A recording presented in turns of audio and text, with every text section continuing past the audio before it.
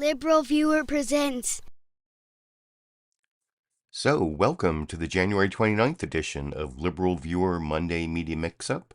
Thanks for joining me. I picked out the 11 best, most newsworthy clips I picked out from the Sunday morning news analysis shows from the big five corporate outlets of ABC, NBC, CBS, CNN, and Fox News, the so-called corporate media here in the United States, for which would be really educational, informative, fair use, media criticism, and political commentary show for you all today on the topic that you can see in my title: Will Trump stop best border security bill deal Republicans could ever get?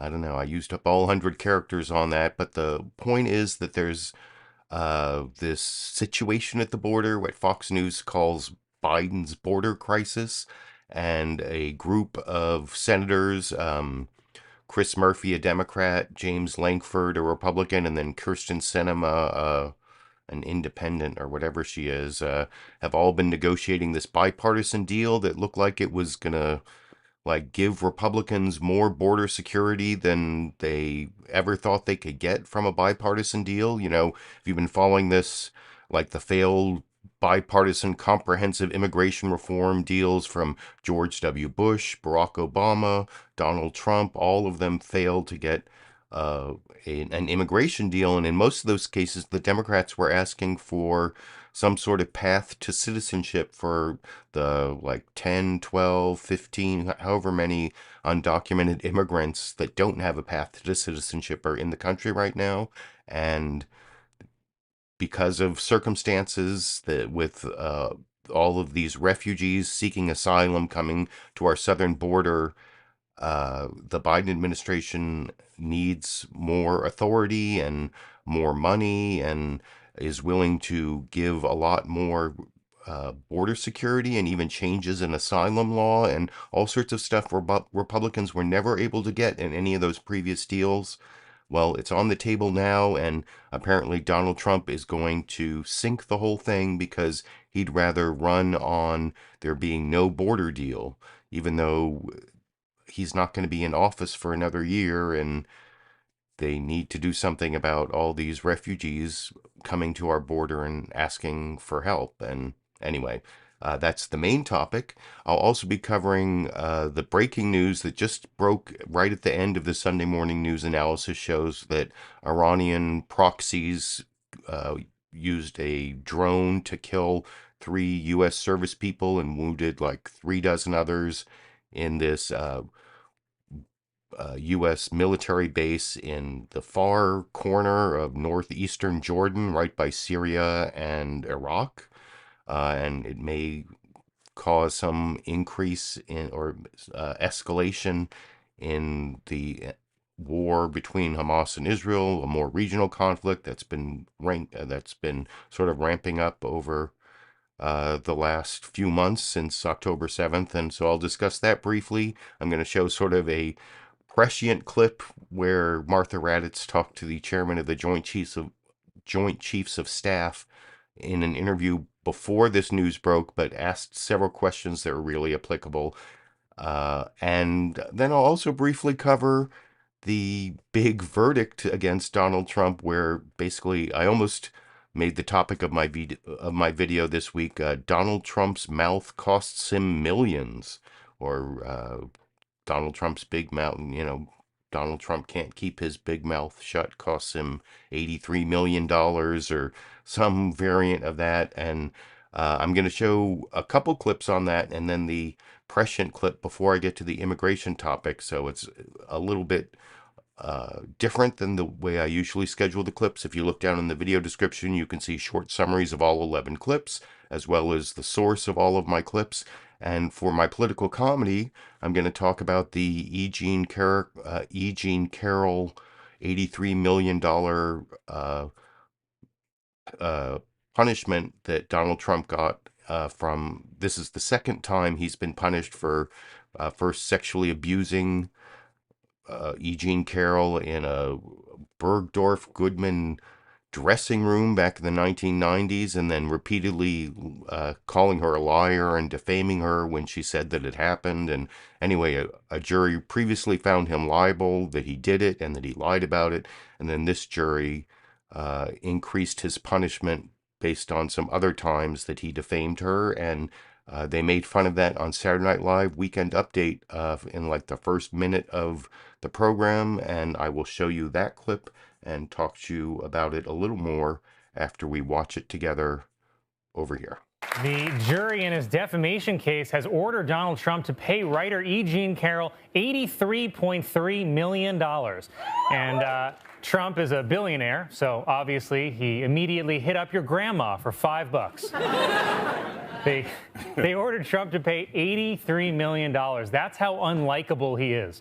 For perspective, O.J. Simpson only had to pay $33 million for a double murder. He didn't even do it. Oh, okay, well. This trial must have driven Trump crazy. The judge kept telling him to shut up. The jury made him pay triple what the victim asked for. Even the courtroom sketch artist made him look like that lady who got her face ripped off by a monkey. The only way this could have gone worse for Trump is if they took away his businesses, which is, of course, what happens in next week's trial. And that's actually a good tagline there at the end, because by Wednesday, in this New York civil fraud trial, there's a good chance Trump is going to lose another few $100 million in civil damages, as well as losing the right to ever do any real estate deals in New York anymore. And that's just the beginning of Trump's legal troubles this year, which hopefully I will be continuing to cover. But I like those jokes. I like the O.J. Simpson reference there. I don't know. I hadn't remembered that verdict was smaller. Of course, that was a long time ago. But so, inflation, I guess. But still, what defamation is, and then there were the large punitive damages that were the reason it went up to 83 million. That was 65 million of that was punitive damages given because Trump just kept defaming her over and over again, and that gave the lawyer for E Jean Carroll a really good argument that you really got to give him punitive damages that hurt so that he'll stop lying about E Jean Carroll. And so far, in like the 4 days, he's like railed against the unfairness of the system and various other things, and it's all a scam, but he hasn't defamed E Jean Carroll since that verdict, so I don't know, maybe it worked. But it didn't work on getting Nikki Haley, his rival in his final rival for the Republican nomination for president, to say that he's disqualified from being president now that a jury has found it's more likely than not that he sexually abused and then defamed E Jean Carroll. And you'll see Nikki Haley in this next clip is asked by NBC News's Kristen Welker, the host of Meet the Press, whether it's disqualifying that he's done this sexual abuse. And she's, let's leave it up to the voter. Let's leave him on the ballot. And I don't know, maybe because Kristen Welker used the word disqualify, it gave her a new way to dodge the question, because Kristen Welker didn't really say should he be on the ballot, just should he not be elected because he's been found liable of sexual abuse by a jury, and the answer, of course, should be yes. But this is almost political comedy, and that's one of the reasons I put it before the news summaries and not where I usually put the newsmaker clips. But Kristen Welker does not do a very good job of getting an answer to this question. I saw Nikki Haley dodge this same question a couple weeks ago by saying, I'm not a lawyer and I haven't been following that case.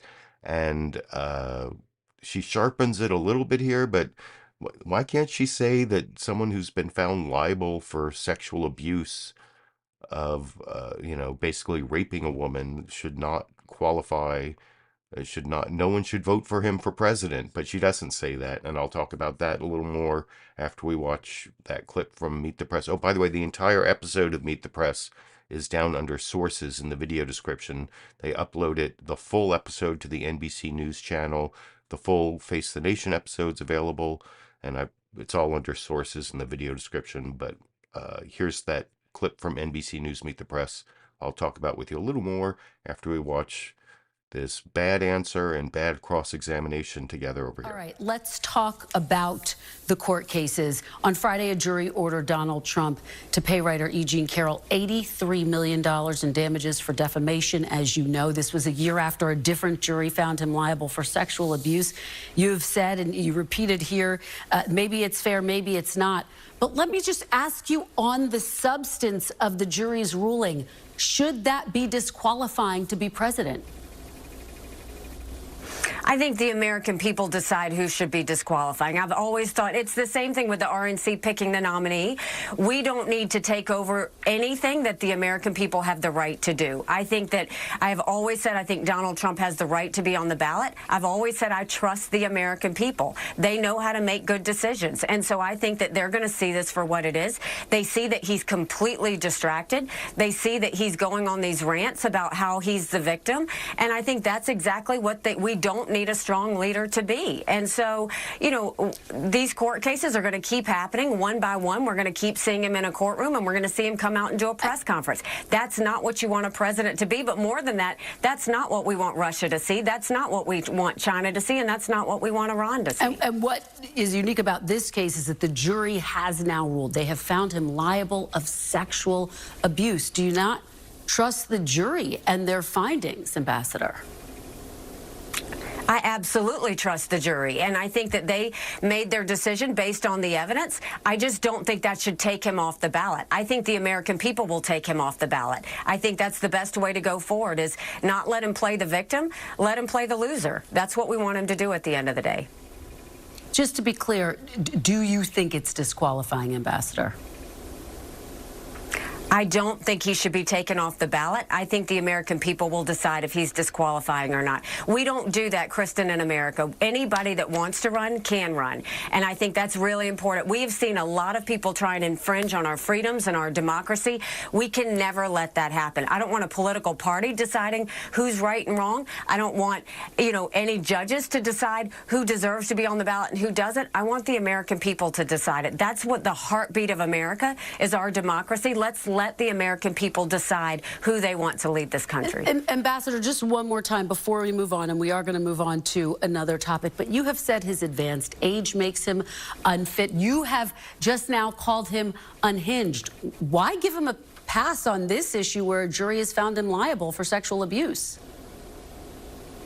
I'm not giving him a pass on anything. I mean, I have said, you know, he went on for 3 or 4 minutes talking about how I didn't secure the Capitol on January 6th. I mean, clearly he was confused, thinking that I was Nancy Pelosi. But look, that's exactly why we don't need two people in their 80s running for president. We need someone who can serve a strong 8 years to get our country back on track. You can't do that with him. And I think it's not being disrespectful. It's the fact that when you're 80, you are declining. That's just a fact. And so, look, there are multiple things that I think are the reason he should not be president. That's the whole reason I'm running. I do think that he is in decline, and I think that he needs to know to step away. I do think that he surrounds himself in chaos, and we can't be a country in disarray and have a world on fire and be in chaos. I do think that these court cases are distracting, not just to the American people, but to him himself, which is keeping him from talking about what really matters. That's exactly why I don't think he should be president. Ambassador, you bring up his attacks. I want to ask you about his attacks against you. He has mocked your birth name. Oh, by the way, this is Chong, one of my two cats here. Chong's kind of getting bigger, and he's purring. I don't think you can hear the purr because I have the microphone set to pick up voices. But he's ready to get down. I do have a bonus Cheech and Chong the Kittens clip for the viewers at the end. But there you saw a live Chong appearance. Cheech is actually right here too. Should I show you Cheech? So you can see both at the same time. Come on. Here we go. Here we go. This is Cheech.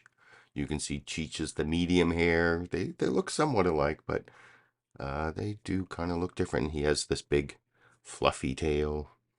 But anyway, You saw there that even though Nikki Haley has sharpened her attacks on Donald Trump a little bit, she wouldn't say that he was disqualified. That next question, Kristen Welker also asked Nikki Haley about how Trump has attacked her Indian birth name and also said that she's not qualified to be president because her parents are immigrants, even though she was born in the United States, and asked if that was racist. She wouldn't say it was racist, but whatever. Like I said, you can see that whole interview at a link I put under sources in the video description. I thought that was pretty weak. But also, I think Kristen Welker could have done a better job of asking that question. Like, I'm not saying should it be kicked off the ballot. I'm saying should a vote, would you as a voter, would you be disqualify yourself from voting for someone who's been found liable of sexual abuse and defamation of the woman he sexually abused? And anyway, Nikki Haley never really answered that question, wouldn't say Trump was being racist. And anyway, that was kind of on that same topic from the political comedy, and that's why I added it there. And then before I get to the newsmaker clips, I want to show this one.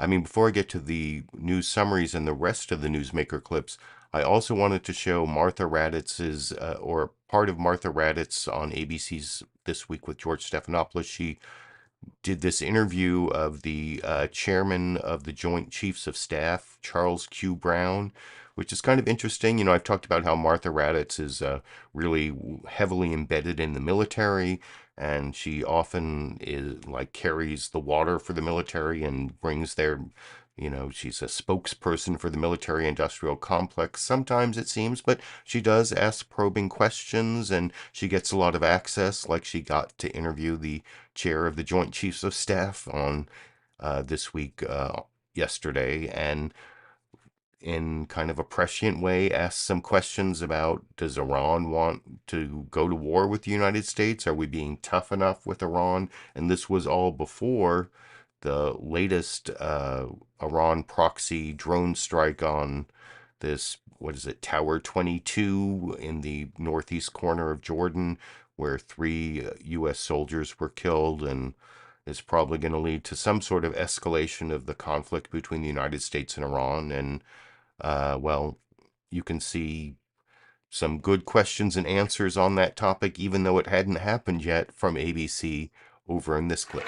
Sworn in just 1 week before the horrific Hamas terrorist attacks in Israel and the violent, intense retaliation that has followed. In the 4 months since the Hamas attacks, more than 25,000 Palestinians have been killed by Israeli forces. Iranian-backed militants have attacked U.S. troops in Iraq and Syria more than 150 times. And in the Red Sea, Houthi rebels have launched missiles and drones toward commercial and Navy ships more than 36 times. The U.S. retaliating against those attacks with a small number of counterstrikes, largely on storage facilities and missile launchers. It doesn't seem to be deterring the militants. Well, part of our work here is to make sure as things have happened in the Middle East, is not to have the conflict broaden. And so as I provide advice and we think about the approach we take, we want to ensure that we take away capability while we protect our forces, at the same time not have this broaden into a much wider conflict. When you walk this fine line of not wanting it to escalate, what would you say to those people who are your critics who would say, look, they're not being tough enough on these militants. They're not being tough enough on Iran. I would also ask, do they want a broader conflict? Do you want us in a full-scale war? And that's the goal, is to deter them. And we don't want to go down a path of greater escalation that drives to a much broader conflict within the region. When you look at the Houthis right now, how much of their capabilities do you think you have reduced? I know we've had an impact. I won't characterize how much, but we have had an impact on their capabilities. The Iraqis have suggested that the presence of U.S. forces after there was a retaliatory strike there should be reassessed. or maybe leave? Do you see in the future us reducing our forces or having the American forces leave Iraq? Well, what I'll tell you is we're in Iraq by the invitation of the government of Iraq. And I'll also tell you that we will defend ourselves. Do you see us leaving? Is that what Iran would want? Well, I think that's what Iran would want. Do you think Iran wants war with the U.S.?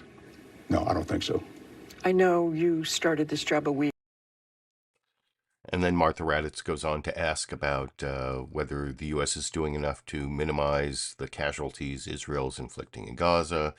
Down in the video description under sources, you can watch the whole ABC This Week with George Stephanopoulos program, although you might have to create an account or give your cable provider, I can't remember all the different things you have to do, but Face the Nation and Meet the Press now have their full programs uploaded to YouTube, so kudos to them and not to the other three. But I thought that was an extremely prescient interview.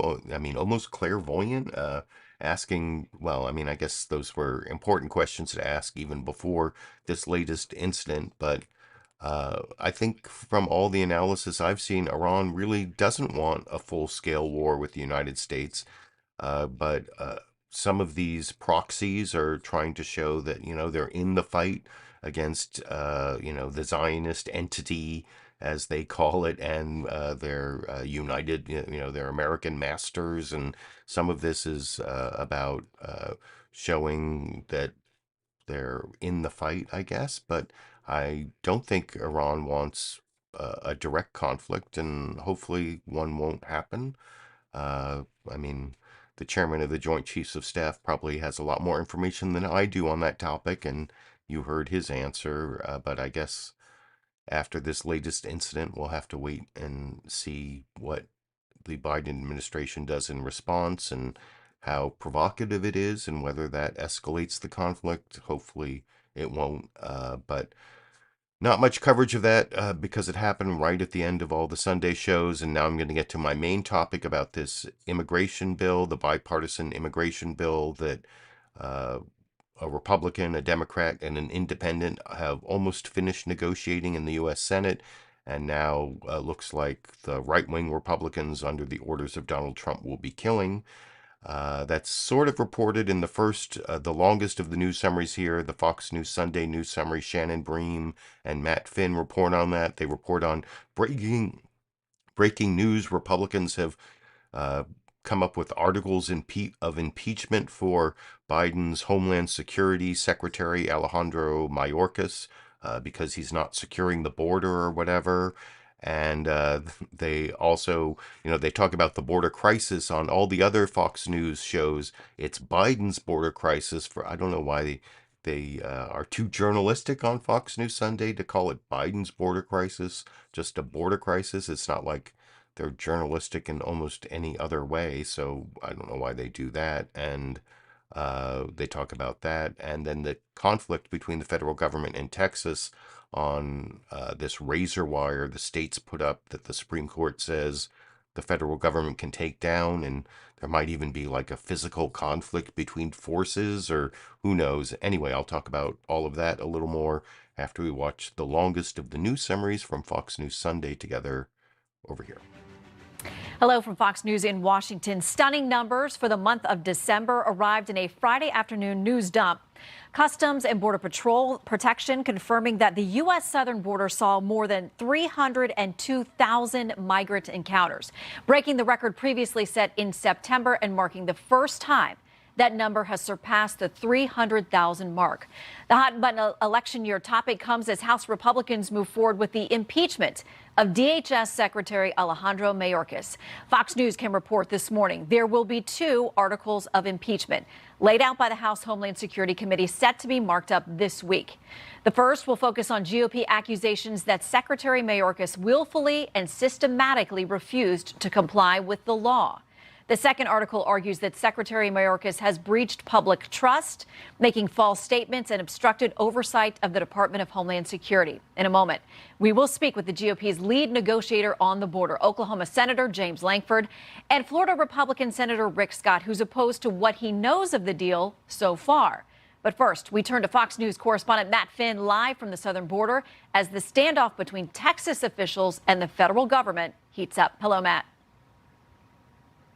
Hi, Shannon. Shelby Park, where I'm standing, has been one of the hottest spots for illegal immigration anywhere on the southern border. It was just last month that up to 4,000 migrants a day were illegally crossing right here. Texas got so fed up, it kicked out the Biden administration and took the border battle into its own hands. Texas is not giving in to the Biden administration's demands that it allows U.S. Border Patrol back into Shelby Park after Governor Abbott kicked out Biden's border agents 3 weeks ago. Texas Attorney General Ken Paxton fired back on Friday with demands of his own, asking the Biden administration to prove it has any ownership over the park, which Texas insists it has the constitutional right to seize. We're just saying, hey, show up and give us the information that demonstrates that you're correct. And I doubt they'll be able to do that. At the heart of the dispute, Texas does not want the federal government removing its growing razor wire barrier that's serving as a border wall. U.S. Customs and Border Protection says Border Patrol does not want to rip down the wire, rather cut it only in emergencies. Writing, Border Patrol has no plans to remove infrastructure, C-wire, placed by Texas along the border. Our posture remains the same. If we need to access an area for emergency response, we will do so. Paxton tells Fox he'd be open to cutting wire if someone's life is in danger, but Texas's resounding message has been it doesn't want Biden's border agents back in the park. Look, why do they need to be here? They don't have enough Border Patrol people anyway. We got it covered. Mr. President, you say you want to secure the border. Texas has secured it. Leave it alone. Meanwhile, in Washington, the Senate is trying to hammer out a bipartisan immigration bill. Paxton says Republicans should not approve a Biden plan that allows for any illegal crossings. Why do we want to put a rubber stamp on what the Biden administration is doing? And that's effectively what the Republicans would be doing. So I'm absolutely opposed to that. Bad idea. And President Biden says if the Senate is serious about passing that bipartisan border bill, he will sign it. Shannon. All right, Matt Finn live at the southern border. Matt, thank you very much. Joining us now, Oklahoma Republican Senator, the GOP's lead negotiator on this potential border deal in the Senate, James Lankford. And I will have two clips of James Lankford coming up, one from Fox News Sunday, one from CBS News Face the Nation, one where he talks about a lot of what's in this bill that he is the bipartisan border security bill that he's negotiated, and the other one where he talks about Donald Trump opposing it. I thought that was a fairly biased look at Biden's border crisis and the impeachment articles on Alejandro Mayorkas, and of course the conflict between Texas and the federal government. A much better news summary on the same topic from CBS News Face the Nation. It's Margaret Brennan, and then their reporter in the same area there, Camilo Montoya-Galvez, and this is just much less biased, and I juxtapose them, well, because they're the two longest news summaries, but also so that you can see the better reporting from CBS than from Fox News, and I'll talk about that a little more after we watch that news summary together over here. Good morning and welcome to Face the Nation. President Biden has vowed that he will shut down the U.S.-Mexico border when it becomes overwhelmed if Congress approves a bipartisan proposal under negotiation in the Senate. This weekend, those lawmakers have been finalizing details of the deal. If approved, it would require Homeland Security to reject migrants after average daily border crossings surpass 5,000 over 7 days. It would raise the standard to accept asylum seekers and shorten the time for legal review of their cases to just 6 months. expand fast-track deportations, and restrict the use of the Immigration Parole Authority. The deal also includes measures related to legal migration. It'll allocate 50,000 more immigrant visas, give status to the children of skilled workers, and offer permanent residency to Afghans brought here after the U.S. withdrawal from Afghanistan. All this on top of the $14 billion President Biden has previously requested to fund operations and hire additional personnel. For more, CBS's Camilo Montoya-Galvez is at the border in Eagle Pass, Texas. So, Camilo, what would the immediate impact be? Good morning, Margaret. The immigration compromise being negotiated by President Biden and a small group of senators in Congress would dramatically change policy here at the U.S.-Mexico border. The president would gain a sweeping authority to effectively shut down asylum processing when there's a spike in daily illegal crossings. Right now, an average of 4,000 migrants are crossing the border each day. That means that if this deal was to be signed today, Margaret, the president would almost certainly be able to invoke this power immediately, giving border agents here the authority to quickly return migrants to Mexico. Importantly, this deal includes humanitarian exceptions and would preserve asylum processing at official ports of entries. Migrants would also be able to work immediately in the U.S. if they pass their initial asylum screenings. Margaret, this deal will certainly garner opposition from the left and the right, but if Congress is able to pass this framework, it would mark the first time that the U.S. immigration system is updated since the 1990s. Which would be incredibly significant. Camilo, I see what I think is National Guard personnel behind you. There has been this standoff between the state of Texas and the federal government about that park you are nearby, where a lot of migrants touch ground after crossing the river. What's the latest on that showdown? That's right, Margaret. This public park behind me in Eagle Pass is now at the center of an extraordinary legal showdown between Texas and the Biden administration over the future of U.S. immigration policy here at the border. The Texas National Guard commandeered this park back in early January and has since blocked Border Patrol agents from entering this park. This had been used by Border Patrol to process migrants, but now Texas has fortified it with razor wire fencing and other barriers to impede the passage of migrants. Texas says it needs to do this to deter illegal crossings, Margaret, but the Department of Homeland Security is demanding that Texas relent, saying that this is an unconstitutional action. Texas right now is defying those demands, so that is paving the way for yet another legal clash between Texas and the Biden administration over immigration. Camilo, thanks for your reporting. Thanks, Margaret. And we're joined now by Oklahoma Republican James Lankford. And that's actually my final newsmaker clip, clip 11. If you're looking down at the clip list in the video description, is Margaret Brennan's interview with James Lankford, or at least part of it, where he talks about how Donald Trump is opposing this bipartisan border deal he's been working on for 4 months with Kristen Sinema and Chris Murphy. I'll also have a Chris Murphy clip, and then I'll have a Fox News Sunday clip of Shannon Bream interviewing Senator James Lankford as well. That CBS News Face the Nation news summary was so much better than what you saw from Fox News Sunday. They had like the big long list of all the stuff that is supposedly going to be in this bipartisan border security bill.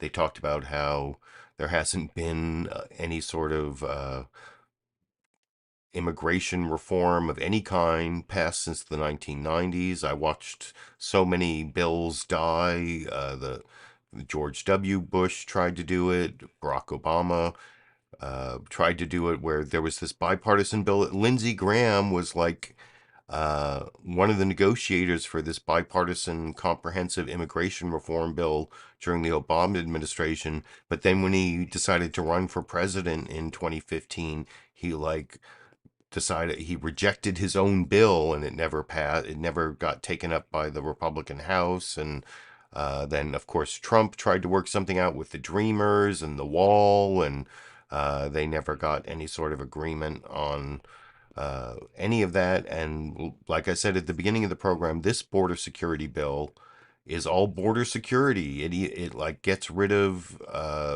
it makes it harder to apply for asylum. It doesn't give anyone a path to citizenship, not even the Dreamers or any of the people who Republicans in the past were saying could have some way of becoming citizens rather than being like a permanent underclass. I mean, what are we, like Kuwait or Saudi Arabia, where we have like a permanent underclass of foreign workers who can never become citizens of the country? I mean, that doesn't make sense. And it's not like we don't need more workers. We have like record low unemployment. We have an aging population where there are like not enough workers to support the retirement benefits of the older people. So we need more migrants, and these are people seeking asylum. And anyway, there's a whole bunch of kitten stuff going on to my left that's distracting me, but now I'm going to get to the next news summary from ABC's This Week with George Stephanopoulos. It's Martha Raddatz actually mostly talking about what happened in New Hampshire, and then they have Rick Klein, their political analyst or pollster, or I can't remember his actual title, but they talk about mostly that, not the other news of the week on ABC's intro, despite having that very prescient interview with the chair of the Joint Chiefs of Staff that I already showed you. So here's Martha Raddatz and Rick Klein talking about the Republican race post New Hampshire over here. Good morning and welcome to This Week. We're just 2 contests into the 2024 race, and many Republicans seem ready to all but declare the primary over. And no wonder, after former President Donald Trump romped to a double-digit win in the New Hampshire primary on Tuesday, just 1 week after a 30-point landslide in the Iowa caucuses. Trump's only remaining challenger, Nikki Haley, vowing to stay in the race until her home state of South Carolina votes next month, and then on to Super Tuesday in early March. Haley arguing that the GOP contest should not be a coronation. And Friday gave us another reminder of the many legal challenges Donald Trump could face in the coming months, with a jury ordering Trump to pay a stunning $83 million to E. Jean Carroll in her defamation case against him, a judgment Trump is vowing to appeal. So can Haley make the case that it's time for the Republican Party to move on from Donald Trump? Or is a Trump-Biden rematch inevitable? In a moment, we'll hear from South Carolina Senator and Trump supporter Tim Scott. But first, let's bring in our ABC News political director, Rick Klein, for the latest on the state of the race. And Rick, Nikki Haley says she's going on to South Carolina, but she's trailing there by a wide margin. Yeah, Martha, the math is brutal here, but the calendar could be her best friend or her worst enemy. The next contest up is in Nevada, February 8th, the caucuses. Nikki Haley isn't even competing there because it's so MAGA-friendly. She is competing, though, in her home state of South Carolina. That is the next contest up, and it's 4 whole weeks away. Now, there hasn't been a lot of polling in South Carolina, but what's out there has not been great for Nikki Haley. She is down some 35 points in the 538 polling average, even though she was elected the governor there twice. Now, the good news is she gets to spend the next 4 weeks on the trail and not distracted with legal issues like Donald Trump is. And a couple of Haley advisors have used the same kind of framing to me. They've said, look, this race starts now. We can start things fresh right now. Of course, it has already begun. It is well upon us. But their view is they can just start to build momentum, start to build out in Super Tuesday states, and start to put the pieces in motion that would allow this to be a race if she gets past South Carolina. And she is raising a lot of money. There's a big market, both in small dollar donors and in deep-pocketed donors to stop Donald Trump. And she's tapping into it. Some $4 million raised just since the New Hampshire primary last Tuesday. And her super PAC raised in more than $50 million in the last 6 months of 2023. That's more even than Donald Trump's super PAC. So the bottom line is this is a 2-person race, just like Nikki Haley wanted. It, though, cuts both ways. She's going to be attacked from all sides. They're even threatening to blackball donors that go to her campaign. The Haley camp, though, says this works to their advantage, that this underscores why there needs to be an alternative to Donald Trump. And we know you'll be keeping your eye on all of it. Thanks, Rick Klein. Thanks, Martha. South Carolina Senator Tim Scott was standing with Trump as he declared victory in New Hampshire on Tuesday. And Senator Scott joins us now. And I don't have a Senator Tim Scott clip, but it's kind of a fun interview. But I decided to choose that clip from the chairman of the Joint Chiefs of Staff. Rick Klein, by the way, is political director. That was the title. I couldn't remember. Political director for ABC News. And they talked a lot about whether Nikki Haley has a chance. There hasn't been a lot of good polling in South Carolina, so I suppose she could pull off some huge upset. If you remember 4 years ago, Joe Biden's campaign looked like it was over till South Carolina, and it's true that not a lot of delegates have been selected, but I have also seen the polling that in primaries where just Republicans can vote, where there are a lot of evangelicals, and that is a good description of South Carolina, Trump has a huge lead, and he has a huge lead in most of the Super Tuesday states, at least according to the polls we've seen so far. Maybe Nikki Haley can pull off some sort of miracle, but as I said weeks ago, for Nikki Haley to stop Trump, she basically would have had to come in second in Iowa, and she came in third, win New Hampshire, and she didn't, and then spend the 4 weeks between New Hampshire and South Carolina. Well, first of all, Trump would have a total meltdown if he was a loser, and he would have totally denied the results, and it actually would have been great for Nikki Haley if she could have won New Hampshire, but she didn't. And I mean, when she lost Iowa, I said her chances went from 10% to 5%. And then when she lost New Hampshire, I think she's down to 1%. Her path is very narrow, if non-existent. But it's not non-existent because it's politics, and 4 weeks is she still has 4 weeks to pull off a huge upset in South Carolina, which is her home state, and then not very much time to convert that into wins on Super Tuesday, but not very likely. And the next news summary is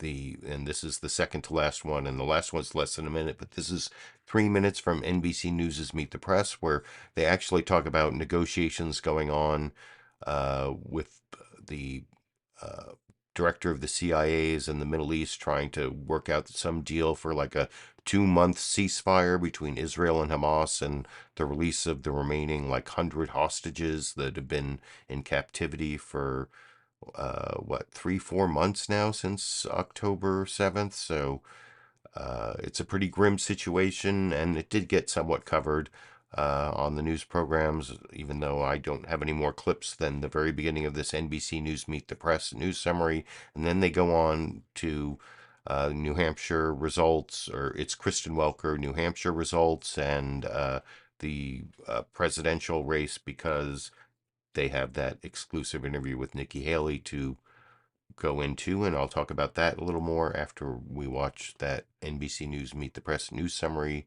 together over here. Good Sunday morning. Urgent talks are underway in the Middle East as American-led negotiators close in on a deal in which Israel would suspend its war in Gaza for about 2 months in exchange for the release of more than 100 hostages. That's according to the New York Times. CIA Director Bill Burns is in Paris today, meeting with Israeli, Egyptian, and Qatari officials. It comes as NBC News is reporting exclusively the Biden administration is discussing using weapons and ammunition sales to Israel as leverage to persuade the Israeli government to scale back its military assault on Gaza. Officials tell NBC News the U.S. is considering slowing or pausing the delivery of weapons, including artillery and precision-guided munitions, to pressure the Israelis to do more to protect Palestinian civilians. All of it the backdrop of a two-front campaign, with a defiant Nikki Haley vowing to stay in the race for the Republican nomination, despite losses in Iowa and New Hampshire.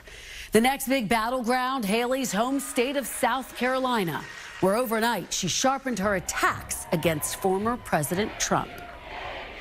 Donald Trump was totally unhinged. Unhinged. He was a bit sensitive, and I think his feelings were hurt, but he threw a temper tantrum out on stage, seriously, threw a total temper tantrum, and was talking about revenge. Now, South Carolina is still 27 days away, but Haley's refusal to drop out may be getting under the former president's skin. He threatened this week anybody that makes a contribution to Haley, who he calls bird brain, from this moment forth will be permanently barred from the MAGA camp. I'll tell you what, I feel sharper now than I did 20 years ago. Nikki Haley, have you ever heard of her? I didn't know she was still campaigning. She's still campaigning? Oh, she was just endorsed by Liz Cheney. Can you believe it? Adding to the political drama, President Biden has insisted the general election has already begun. It comes as he and lawmakers on Capitol Hill are grappling with a border deal that seems to be on life support. Last night in South Carolina, President Biden vowed again to shut down the border to secure emergency funding for Ukraine, as former President Trump promised to stand in the way of any deal. If that bill were the law today, I'd shut down the border right now and fix it quickly. A bipartisan bill would be good for America and help fix our broken immigration system and allow speedy access for those who deserve to be here. And Congress needs to get it done. Rather have no bill than a bad bill. A bad bill you can't have, and that's what was happening in the House. And joining me now is Ambassador Nikki Haley. And I already showed you the clip of Nikki Haley there, weekly being pretty weak on whether Donald Trump should be disqualified from being president after being found liable for sexual abuse and defamation, but also Kristen Welker not cross-examining Nikki Haley very well. But you did see those two clips of Biden and Trump at the very end of that news summary, and that's actually, I think, an important framing of what's going on here, because it really is Donald Trump who is blocking this border security bill that gets Republicans like more than they ever could have gotten before or will ever get again, as I was saying at the beginning of the program. And that is actually the way that CNN State of the Union with Dana Bash sets up the issue in the last of the news summaries, under a minute, very brief, but basically showing you those same two clips of Biden and Trump again over Hello, I'm Dana Bash in Washington, where the State of our Union is wondering what happened to the art of the deal. Just days after the second Republican primary contest, Donald Trump and Joe Biden tried to turn to the general election in dueling campaign events last night, each seeking the advantage on an explosive political issue, the record flow of migrants across the southern border. President Biden is backing a Senate deal to clamp down at the border, while Trump wants Republicans to oppose that deal and deny Biden any political win.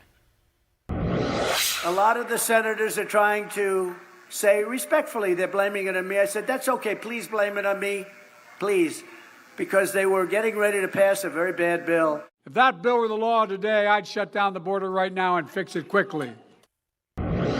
Here with me now, one of three lawmakers negotiating that deal, Democratic Senator Chris Murphy. And yeah, there you see the brief CNN State of the Union news summary, I guess made the most sense of, I mean, if you're going to do it in less than a minute there, that is the way to frame at least the main topic of my video this week. But you also saw that the State of the Union for the week is what happened to the art of the deal. And that's kind of, if you saw the thumbnail for my video, I put the picture of Trump and then art of no deal. Is that what's happening here? He's showing us his art of no deal. That is something also I got from that clip that I wanted to point out. And now I'm actually going to show you a clip of Senator Chris Murphy responding to questions from Dana Bash about what's in this bill and the border security bill that three senators, like I said, it's this Democratic Senator Chris Murphy of Connecticut, and then Independent Senator Kristen Sinema from Arizona, and then James Lankford, the Republican senator from Oklahoma. They're the three who've been negotiating this bipartisan bill. And what's kind of weird about this next clip is, even though you saw Face the Nation pretty much report most of the parts of this bill And in the next clip, I'm going to show James Lankford talk about a lot of the details of the bill. For some reason, Chris Murphy here, talking to Dana Bash on CNN, doesn't want to give away the details of the bill until his Senate colleagues can read the actual text. And I'll talk about that a little more after we watch that clip together over here. I want to look specifically more at what is in this deal that you are talking about right now. President Biden says that it will allow him to close the border entirely if migrants crossing exceed a certain level. He says he would exercise that authority as soon as it is signed into law. Is he right that what you were talking about would grant him authority to close the border? So we'll be able to talk in more detail about this proposal once the text is written. Obviously, we want to make sure that our colleagues are the first ones who see the final product. But yes, this bill will include an ability for the president to shut down the border in between the ports of entry when crossings reach catastrophically high levels. Not permanently, but until we are able to better process people who are crossing the border. It also reforms the asylum system. Right now, as you know, Dana, it takes sometimes 5 to 10 years for somebody to get their asylum claim heard. That's not fair to anybody, including the migrant, that it takes that long. We would shorten that time frame down to 6 months in some cases, and then it would get people work permits faster. Right now, what we know is that these people who are coming into the country are, on our streets or in our homeless shelters. So we would make sure that folks who are coming to the country who are applying for asylum have the ability to work. That's something that our mayors and our governors really want. Senator, Republicans, including the House Speaker, argue, a lot of them, not the ones you're dealing with, but a lot of them argue that President Biden already has the authority that he needs to secure the border. And they're criticizing this deal that you've been negotiating. What do you make of that, of the notion that President Biden already has tools and he doesn't need more yet? Well, it's just not true. It's a political talking point. Those same Republicans in the House of Representatives who say President Biden has the tools introduced H.R. 2, which is a massive border reform bill. They said it was one of their most important priorities. And so Republicans have said openly that they want to pass border and immigration reform. All of a sudden, they are against border and immigration reform because they are worried it's actually going to pass. And many Republicans in the House and some in the Senate actually have no plans to help the president control the border because they want to keep the border in a chaotic situation for political purposes. Remember, Donald Trump didn't do a much better job. Presentations reached a 10-year high at the border under Donald Trump. The only reason that fewer people started to show up was because COVID hit and nobody moved anywhere. So when Donald Trump says, I didn't need any new powers, that's just not true. Presentations at the border spiked under Donald Trump. It didn't come down until COVID hit. Senator Chris Murphy, thank you so much. And thank you so much, Senator Chris Murphy, for pointing out that the border crossings actually spiked under Trump. Because they thought he was building the wall and it was their like last chance to make it. That's one of the things, like the threat, the cartels that smuggle people across the border. They use whatever information or even misinformation they can to try to entice people that now's the time. They're not the best information brokers or brokers of any kind. But Chris Murphy is telling you the truth there, that immigration actually spiked under Donald Trump before COVID, not as high as it is now with even more people seeking asylum, but it's not like Trump was so successful on his border security, and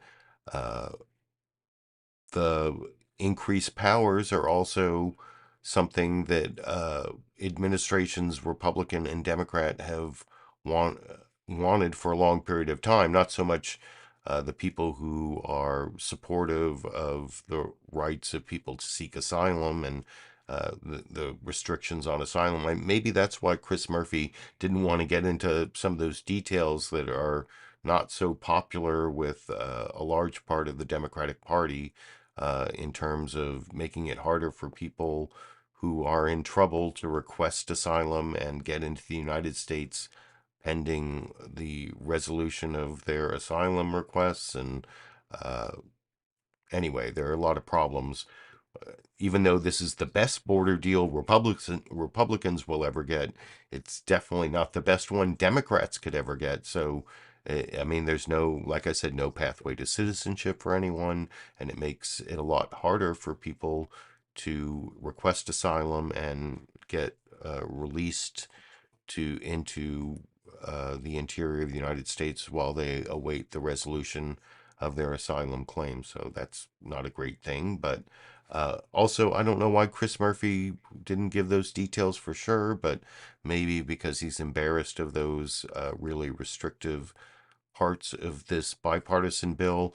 You'll see when James Lankford, the senator from Oklahoma, is asked about this by Shannon Bream on Fox News Sunday about criticism from the other side, like this is a deal to let 5,000 people in a day. That's what Trump is saying. And you'll see in this clip, Shannon Bream shows Senator Ted Cruz criticizing the deal, and James Lankford is already with all the restrictive things and increased powers and more deportations and more ICE beds. I mean, that maybe Chris Murphy was embarrassed that there's like so many more beds in ICE detention to put people who are just trying to get a better life and all that. And anyway, here is Shannon Bream from the other side getting much more information out of James Lankford over here. So you were here about a month ago. You said you were getting close then. You say you're even closer now. So let's talk about the rumors, give you a chance to respond to some of the critics who say they don't like what they know of this deal. There's something akin to a Title 42 power that would allow everyone at the border to be turned away once there was a rolling average over a week of 5,000 people showing up. Here's Senator Ted Cruz on that idea. This bill normalizes 5,000 people a day coming in. 5,000 people a day is over 1.8 million a year. That's called an invasion. By the way, under Joe Biden, we've had 9.6 million. So the great Republican compromise is we're for 2/3 of Joe Biden's open borders. We'll let in 6 million instead of 9 million. This makes utterly no sense. Is that part of the deal, and how would you convince someone like Senator Cruz to vote for it? Yeah, the challenge that Senator Cruz has and a bunch of other folks is they're still waiting to be able to read the bill on this. And this has been our great challenge of being able to fight through the final words to be able to get the bill text out so people can hear it. Right now, there's internet rumors is all that people are running on. It would be absolutely absurd for me to agree to 5,000 people a day. This bill focuses on getting us to 0 illegal crossings a day.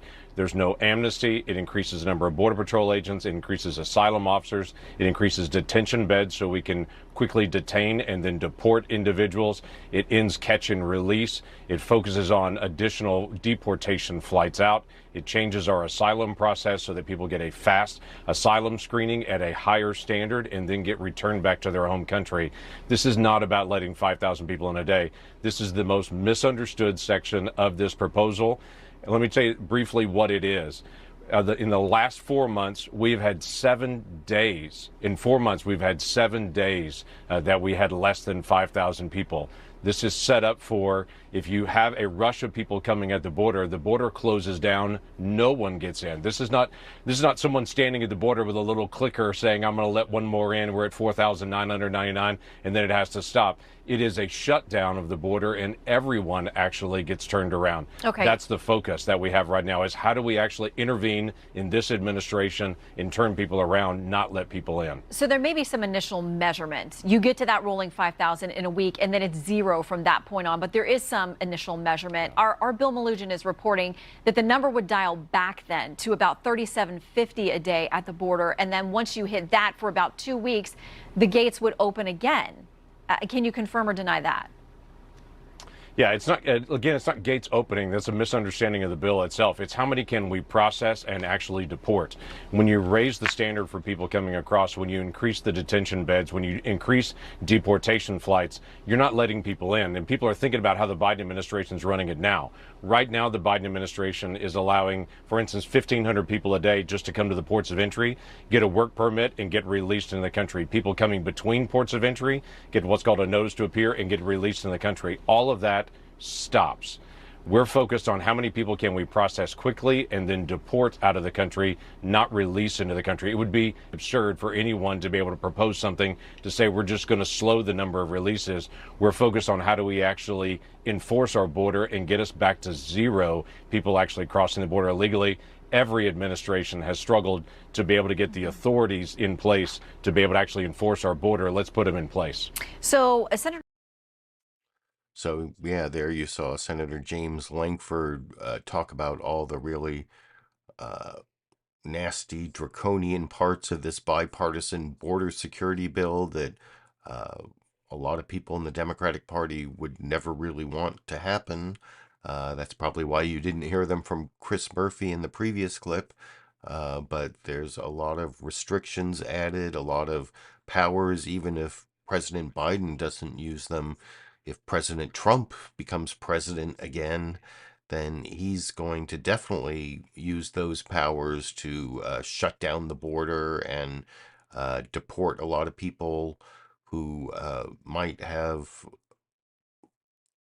viable asylum claims, or at least have a better chance of submitting asylum claims under the current system. They're going to like tighten that up and make it harder.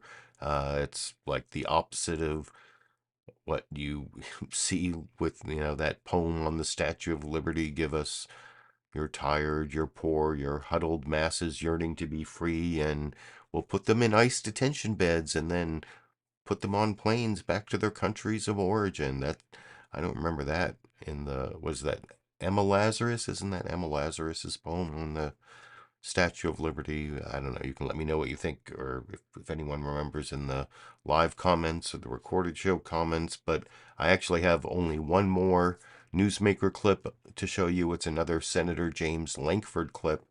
And he was kind of getting to it at the very end of that answer with Shannon Bream about how, presidents have wanted these powers for so long, and it's kind of verifying what Chris Murphy said in the clip before that, where he was talking about how that he was refuting this Republican talking point that, well, we don't need to pass the bill. Biden could just shut the border down now. He has all the powers he needs. Well, no, Title 42 was based on the COVID health emergency, and that expired. So, I mean, the government isn't acknowledging any sort of COVID health emergency anymore, so you can't invoke Title 42, the Title 42 powers without that.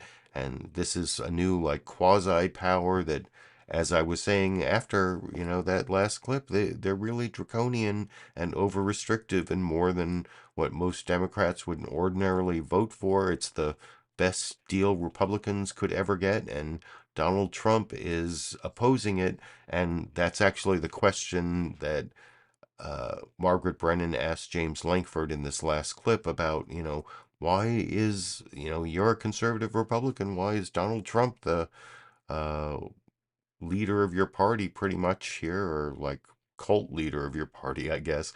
Why is he opposing this great border deal? And, he said, well, he hasn't read it yet. And he tries to say, that the border would have been much better if Donald Trump had been elected, and say nice things about Trump. But he also points out that this deal isn't something Donald Trump should oppose. He should welcome, and it's better anything he would ever even be able to get if he became president. But anyway, I'll talk about that a little more after we watch this final newsmaker clip, before my bonus Cheech and Chong the Kittens clip together over here. So the conservative Wall Street Journal editorial board called this the best chance in years to fix the asylum law and parole loophole.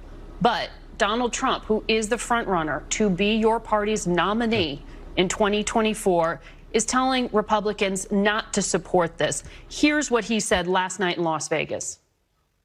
A lot of the senators are trying to say respectfully they're blaming it on me. I said, that's okay. Please blame it on me. Please. Because they were getting ready to pass a very bad bill. And I'll tell you what, a bad bill is, I'd rather have no bill than a bad bill. Can you get this passed without Donald Trump's approval? Well, I'm looking forward to President Trump giving the opportunity to be able to read it like everybody else is. There's a lot of misinformation out there right now that I hear this comment that it waves in 5,000 people, it hands out work permits. All those things are not true. There's just a lot of internet rumors that are running around on this right now. We're looking forward to getting the information out. Now, I can say there is no question, no matter what your political persuasion is, we would not have had the immigration crisis we're experiencing right now if President Trump would have been president the last 3 years. There's no way we would have had 8 million people illegally cross our border because he would enforce those different authorities and would have made sure that we actually secure our border. But even while he was president, he was specifically asking Congress to change the standard on asylum, to be able to tighten up, to be able to give him additional funds for deportation. All of those things are in this bill. So if he were to be president, this would be new authorities that he had actually asked for when he was president before. Right. And I just want to, you just said that he has not read this bill. He doesn't essentially know what he's talking about. So this deal... No, I'm not saying that. I'm just saying there's just a lot of rumors that are out there about the bill, and I want to make sure that everyone has a chance to be able to read it before they make a final judgment. Right.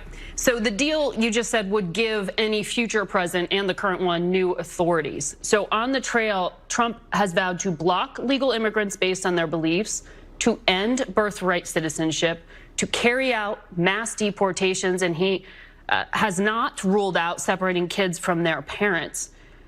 Would you trust Donald Trump with these new authorities? I would, actually, because these are not only new authorities that have been asked for by multiple presidents, whether it be President Trump, President Obama, President Bush before that. This is a basic thing that we have to have for our national security. When we talk about asylum, right now you cross the border and you literally say, I have fear in my country, and you're released into the United States and await a 10-year hearing. No one thinks that actually makes sense, to have a 10-year backlog for just saying the magic words, I have fear in my country. We don't really know if they qualify for asylum. We don't know their criminal record. We don't know anything else about it. That absolutely has to change. That's been an issue for a very long time. That changes this in law. So there you see Senator James Lankford trying to explain how the 4 months he spent negotiating this bipartisan deal that, as Margaret Brennan pointed out at the beginning of that clip, the Wall Street Journal, which is basically the same ownership as Fox News, they said this is the best border deal that Republicans could ever get or whatever. And still Donald Trump is opposing it because it might make Biden look good if he got some sort of border security bill done. And it's like the worst deal that Democrats could ask for, and actually could hurt Biden with some of his base. So I don't know why Republicans aren't considering that. But you saw James Lankford try to say all sorts of nice things about Donald Trump while also saying he's like totally wrong about how he's approaching this bipartisan border security bill. Anyway, that's the last of my newsmaker clips. I appreciate those of you who showed up for my live show. I've been reading your comments along the way. And I also appreciate the recorded show viewers who post comments. I saw one comment on last week's show. Someone was asking, can you still get the stickers and the Constitution? So like you went a couple shows in a row without talking about how if you give $5 and a U.S. shipping address, you can get this, weatherproof vinyl #LiberalViewer sticker and this ACLU Constitution with a Know Your Rights with the Police section in the back. Yeah, I'm still doing that. If you want to, right under the video, there's a link to both my Patreon page or for a monthly $5 contribution or a one-time contribution through PayPal will $5 with a U.S. shipping address will get you both these things, and of course my gratitude for supporting my live stream financially. Or you can just give me a thumbs up and subscribe to the channel or leave comments. all those things help the program. Here's Chong. Chong again, a live Chong appearance. I don't know why he came in all of a sudden, but maybe he came to see the bonus Cheech and Chong the kitten clip. We adopted Cheech and Chong back on December 9th. From one of the local animal shelters. They came already named, their siblings Cheech and Chong here.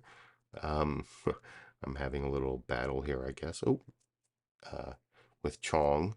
And we had gone to a few other shelters, including this nonprofit shelter, Happy Tales, and looked at some places. And they said we couldn't adopt any kittens from this one nonprofit, Happy Tales, if we didn't agree to not let them go outside.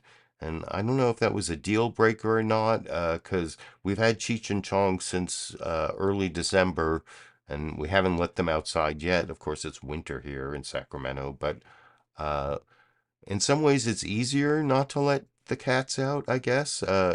Before, when we had Dash and Sandy, well, Sandy the dog had to go outside, and then that meant Dash also went out.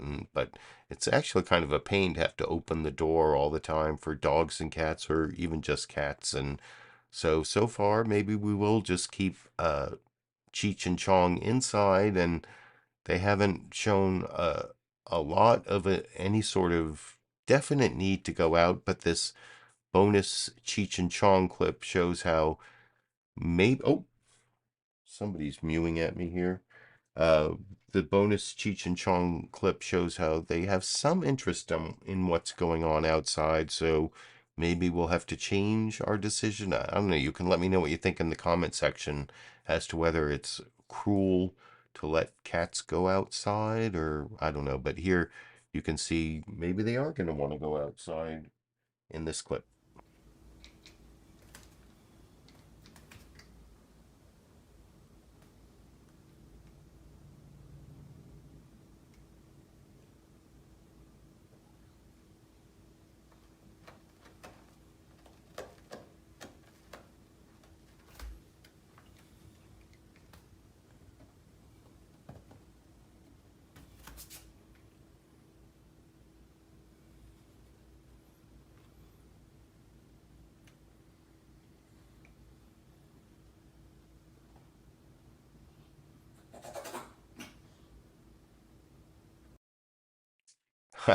So yeah, I don't know. Maybe they're going to want to go outside. They seem to be very interested in that door and the little window panes in the door. So who knows?